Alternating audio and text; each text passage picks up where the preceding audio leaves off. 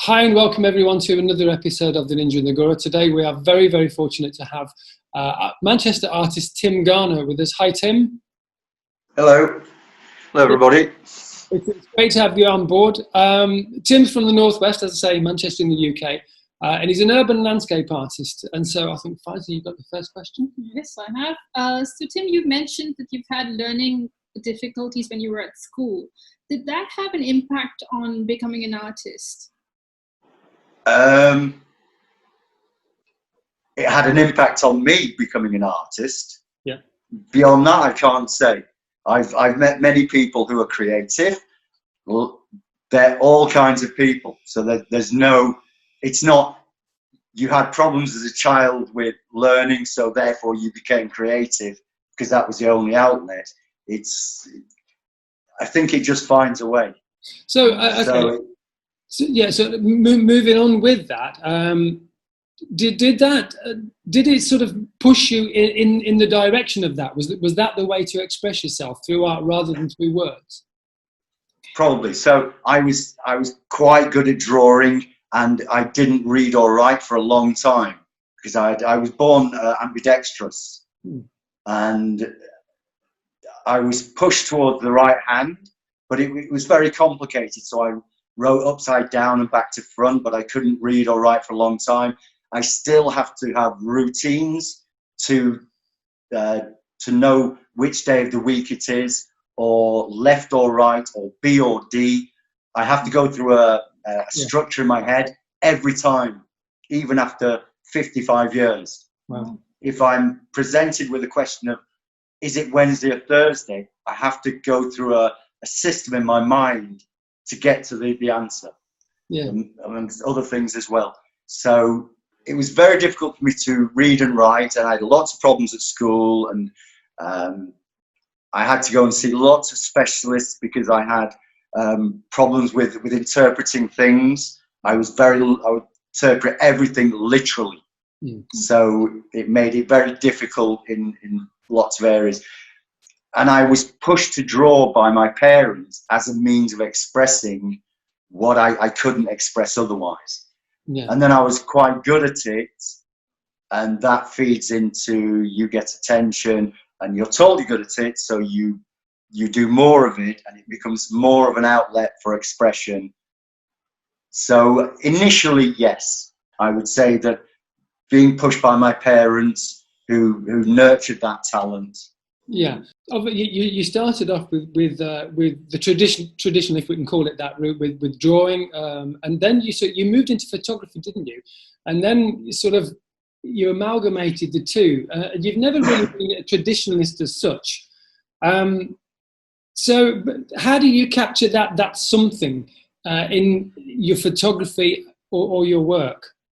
Well, I was the generation that came into art school where all the basic premises of an art education had been breaking down in the 1960s and the 1970s, the idea of drawing as a foundation and learning basic skills in creating, whether it's sculpture or painting.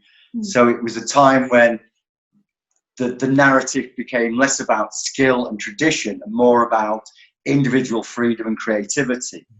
That had a good aspect, but it also was a very bad aspect.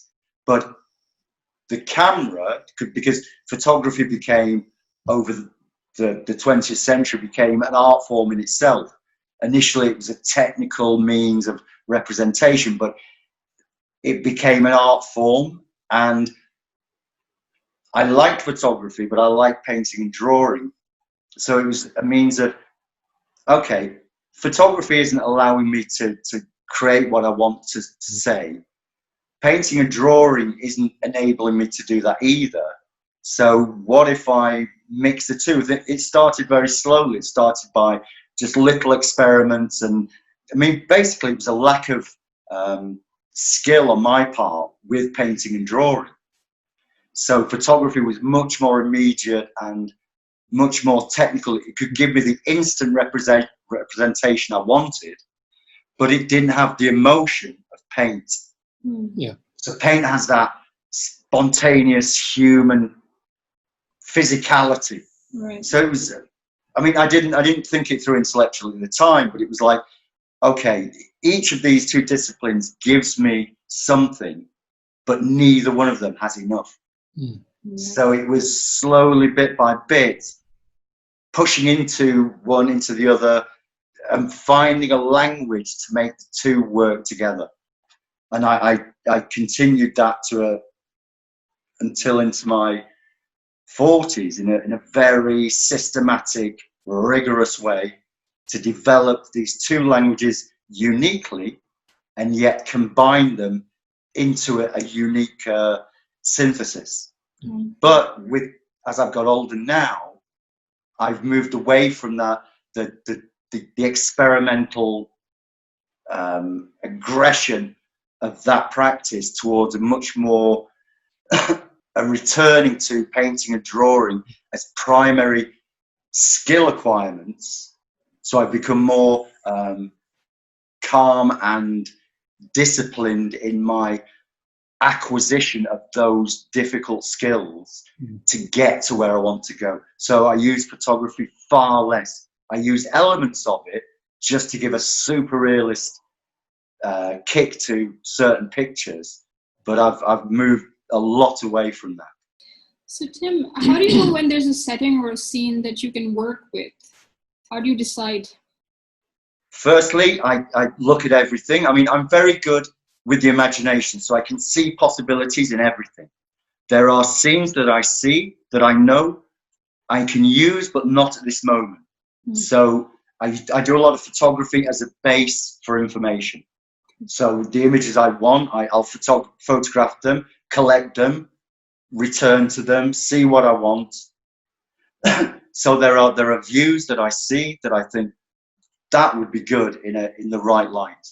And with time, I've learned a lot about light. So I'll know how something will change and be more dynamic in a different light. Especially in Manchester, because it's a city where we have very little light. So everything's very grey, it's very flat. There's no depth of field. So you've really got to. There can be fabulous views, but because of the lack of depth, they'll just be flat. So it's hard to see what you can do with that. So I store lots of images in my head, and I will return to them when I know the light is going to be dynamic. And also, but there are images that you just come across because all the elements come together at the right moment. So it's storing and returning. It's the opportunity of the moment, and it's knowing that, okay, I can force this image into something, and am I looking for just the instant moment, or am I going to take something that's mundane and banal and force it into a statement? So there are lots of different elements. A painting's composed of lots of different elements, and you bring many of them to bear for a painting, or you leave some aside for something else. Now, your work, although it's nothing like Lowry's, it does kind of remind me a little bit of Lowry, because it's the ordinary. But your work it transcends the ordinary, doesn't it? So how do you get that transition from something that's just a run-of-the-mill scene to something that sort of blings you? Well, nice, easy question. I have no idea. By trying to keep, I mean, I've looked at art over all my life. And when I was young, when I was in my 20s, the work that fascinated me, that energized me, was the avant-garde of the 20th century. So the Dadaists, the German schools, the Russian work after the revolution. But as time has gone by, now the time I look much more towards late medieval art and early Renaissance art. And it's the humility of those men that attracts me the most. They were principally priests and monks who painted with a sense of humbleness And they weren't painting for their own glory. I mean, maybe they were, I don't know. But when I look at their work, I don't see that. What I see is they were attempting to speak a truth within the faith that they held central to their lives. So their work is very simple. It's very complicated, but it's also very, very simple. It's about a fundamental human experience of life and the spiritual in simple terms. Whereas once we get to the late Renaissance, it tends to be, because the notion of the artist changed. It changed from being a craftsman working towards a project to being an art star. You know, Michelangelo, Raphael. That's where the artist became the celebrity, or the very first beginnings. And as much as these guys were dynamic and creative and experimental, and they pushed the boundaries, when I look at them, I always get the feeling that they're a bunch of old queens bitching about each other and trying to outdo each other for the best patron. But the simpler art of sort of Piero della Francesca or Titian or Fra Angelica, there's a simplicity, and that is, I find that simplicity in Lowry. And I think part of it is trying to live a humble life, even if I'm vain and egocentric. I work hard to keep things as simple as I can. I know the follies of my own ego, and I'm not safe from them, but I try and maneuver the situations whereby I can control it, or at least I can put blocks to prevent me running away with. So I think a lot of it is intent. It's trying to find the simple, the ordinary, the everyday, and make that something special. Okay, so we've mentioned the Lowry kind of starkness in your images. How do you bring the beauty out of them? By not trying to bring beauty out of them. I try and bring... It's very difficult, because you're asking me to make tangible something I don't really understand myself. You know, when a painting works, for me, it feels like as much luck as anything else. And the fact I've been doing it a long time, and I do it all the time, I do it every day, and I sort of have all my toolkit of techniques and tricks and all the rest of it. So it's sort of empty words, but it's try and make it as real as possible, so it feels real. You try to bring it alive. Doesn't necessarily mean to say it has to be super realistic, but there has to be something tangible that gives me at least the sense that in a next step it could breathe. And it's trying to get to that. And it's all a question of success or failure by degrees. Because the idea of creating Pygmalion is, you know, it's beyond us, but that's the ultimate aim, to make it alive, which is why it's always a failure. But it's how can I make this thing live? Okay. There's an awful lot of sort of, if I can use the term, foreboding in you. Certainly your earlier work. How much does that reflect in your psyche? Oh, it's probably all of it. I'm a depressed optimist. What do you want? All right. If we can go back to how you work as well. Now, the process of how you work, you don't only use paint and photographs, do you? So, what is the process of your work? The process. So for the paintings, because I do lots of drawing, but for the paintings, I start with a photography. So I'll photograph the images I want, and then I'll decide on what I want, and then I'll take elements of those photographs or other make collages. So there'll be sections, and then I'll put those within a piece of paper or a board and select the bits I want. So basically gives some idea of the composition I'm looking for. Then I'll get that blown up and set on a board. So I'll have a whiteboard with various photographic elements, bits of collage, and then from that I'll begin to build out with drawing and then paint it. And the process of painting is I use very thin, transparent pigments mixed with metallics and iridescents and also elements of metals, and all ground, and I mix a lot of it myself. And then I'll begin to layer on transparent layers and fix each one with a material that's called Mod Podge, which is a kind of glue varnish, which is very, very good. It can be diluted sort of like 1 to 40, which I find very practical. So you're just layering and layering and layering and layering. And it can be upwards of 30, 40, 60 layers.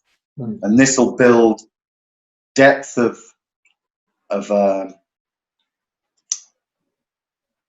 it'll give a two-dimensional image an enormous depth that will change with every moment of light. So there'll be red tints and golds and coppers that you won't see. And then as the light shifts, it'll give depths and lights will come out of it. So you're basically putting down thin layers of transparent paint and letting the light get between them, which is what the Mod Podge is. It's like a kind of blue varnish. And it changes it makes the pictures very dense and yet makes them quite airy at the same time. So it gives a tremendous field of view, but very luminous. So that it can become very dark or very light, and it all depends on the light of the moment. Okay, Tim, so where did the stars and glitter idea come from? And what do you think that adds to the general feeling of your work? Well, I've always been, I've changed my, I don't like the word style, but I've evolved innumerable times. My work over the last 35 years has progressed. I don't stick with one thing. I just move on and move on and move on and try something new all the time. And I began to use, again, it's back to the idea of collage, of bringing other things into the pictures, because I used to make enormous photo collages, which were like 4 meters, 6 meters long, which were photographs that I took and developed myself, but also photograms, which is objects exposed directly onto photo paper. And then I build these up into collages that were as much surface as picture. So you've got all these elements of paper, it was very thick paper, so it was like parchment.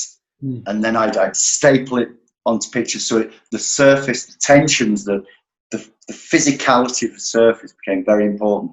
And then using paint to either highlight the conflict of these images and the papers that were sitting on top of each other, or to blend,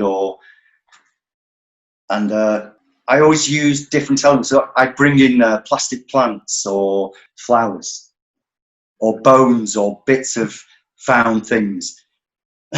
And so that's always been with me. And at the moment, the landscapes I was making, it wanted something. I wanted to make them more banal, but more special. And it was making these images of these sort of pound shops and charity shops and high streets that were sort of lost and forgotten in time. It was like, it's like a birthday card shop that sells nothing but tack.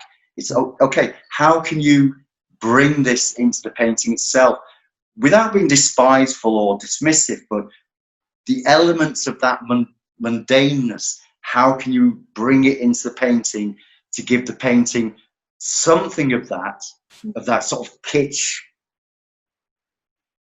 and yet transcend it to something else?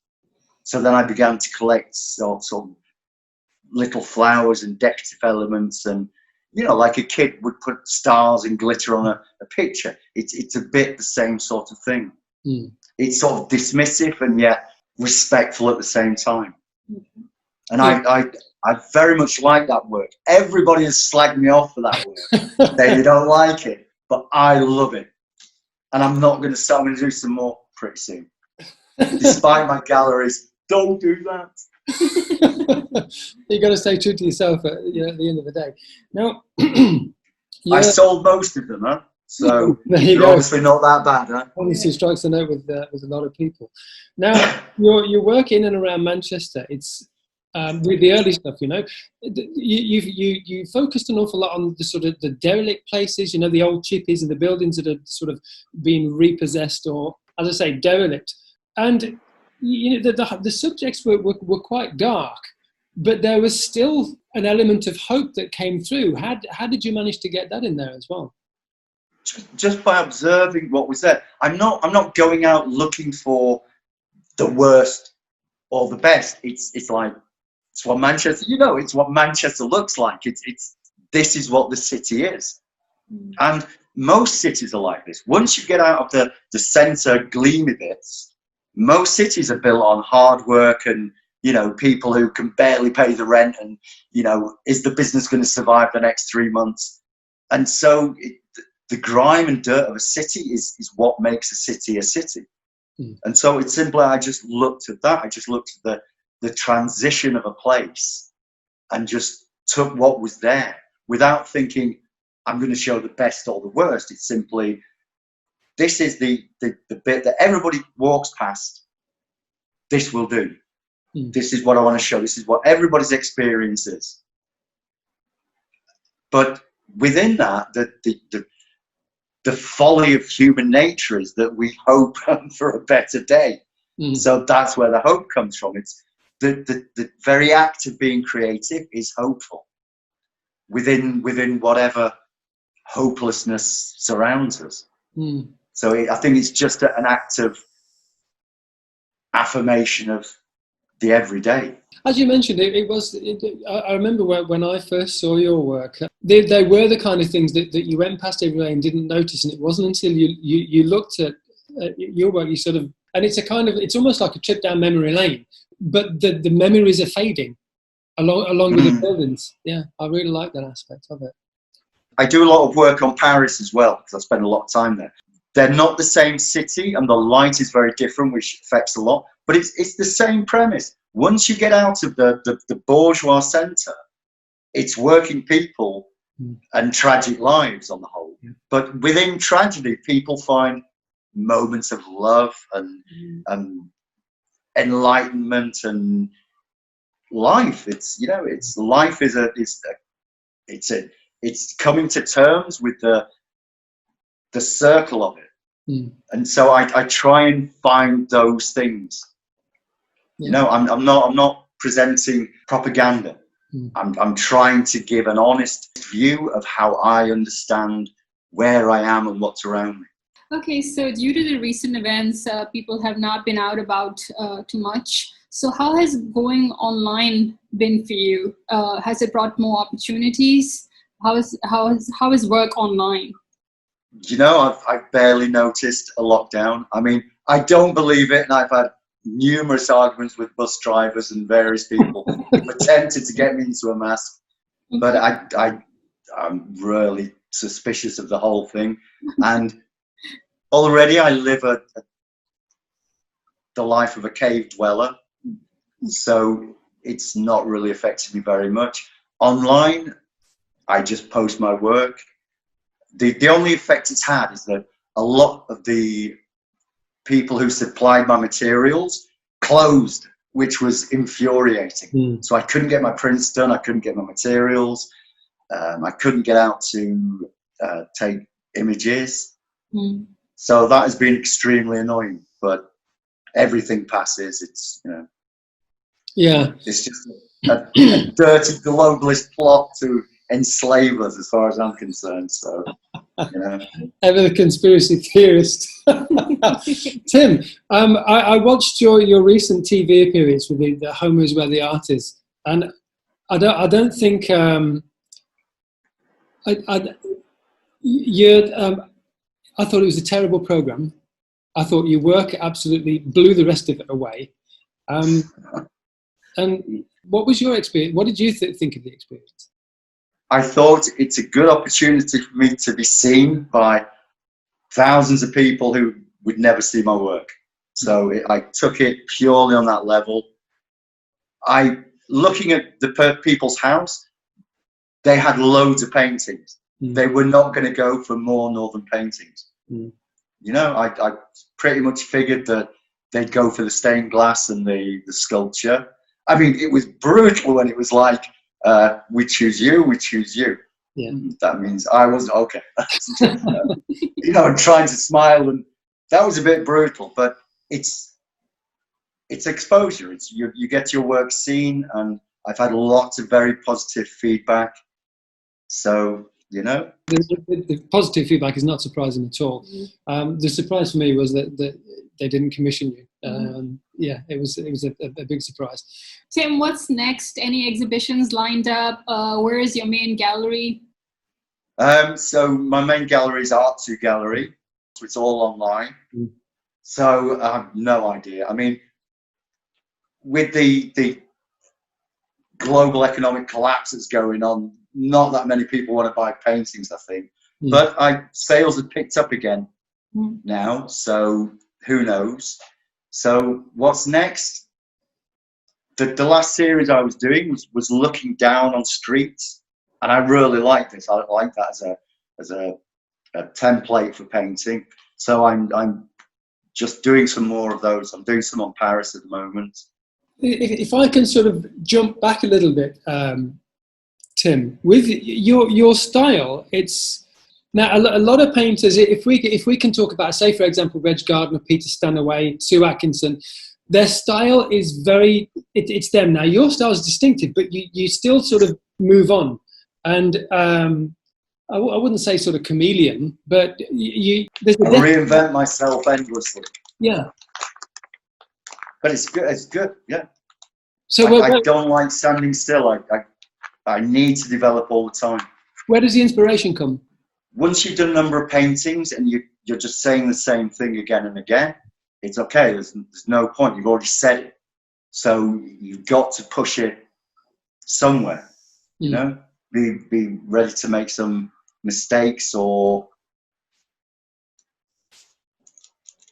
I don't know. I mean, now I want to do more drawing, and that's another problem with lockdown. I can't do much drawing because, you know, it's harder to get a model at the moment, or it's harder to go out drawing. So that's extremely annoying. But how do you know when you've come to the end of an idea? Then you know, you say you work it and you've done enough. How do you know when? It's kind of like asking, when do you know a painting's finished? Well, it's with time. It's taught me that. I mean, I still do it where I'll take a painting and I think just one more step and it'll be where I want. You know, it's really there, but it just needs, and that just needing that just more just tips it over the edge, and it's like you've lost it. And I've spent weeks trying to pull a painting back to eventually, like, no, it's going in the bin. It's, you know, you took something that was full of possibilities and turned it into mud. So this happens, but I have a good sense of when I've reached a balance in the piece. It might not end up being a good piece or a bad piece, but it's got me as far as it can take me, and it's opened the door to, okay, there's an idea there that I can run with into the next piece. So it's that. It's finding something that takes a step forward. Yeah. And you sort of feel if it needs something else bringing in. So if it's not working, it's like, okay, I need something that will say what this can't say. I'm not sure what it is, but if I try this or I try that or try the other, you know, maybe that will be it. Have you ever sort of, you know, gone along and tripped over something, so to speak? I thought, oh my God, you know, for example, a new style, you know, something sort of just come to you and thought, oh wow, that really works. All the time. Yeah. Yeah. So it's ultimately it's a voyage of discovery. Yeah. I'm not trying to convince everybody that, look, I'm an artist. here, I'm convinced you. It's like, okay, how do I say what's in my mind's eye? How do I make pictures? How do I make an interesting picture? How do I convey something to other people of magic or despair or happiness? Or, okay, I've got all this bag of language, visual language. What can I make of it? You know, it's very sort of childlike in a way. It's okay. What do I want to say? How am I going to say it? And it's as much, I don't necessarily know what I want to say, but I mean, I love it. Where I live, I have a massive view over the North Derbyshire and southern Lancashire hills. And so the skies are extraordinary. So at the moment, it's like, okay, I'm painting all these pictures of towns and cities, and the skies are pretty good, but really, what I'd really like to paint are skies, just clouds. And that's what I've done, I don't know, 10 paintings on that. And it's okay, how do you paint clouds? How do you make this physical water float? That's magic. How do you do that? You know, it's like, okay, that's a really complicated thing. You know, this is a thing that is solid, but it's water. It's not even water, it's water vapor. So it has no physicality, but it's physical. How do you make that feel like it's real? But at the same time, you've got to keep it interesting. So you can't just endlessly paint the same cloud picture, because, like, at the end of the day, I want to sell the work. Yeah. So, you know. Okay. All right, Tim, thank you so much for your time. It's been an absolute pleasure talking to you. Take care of yourself. Thanks very much. All right. Bye-bye. Bye-bye. Bye.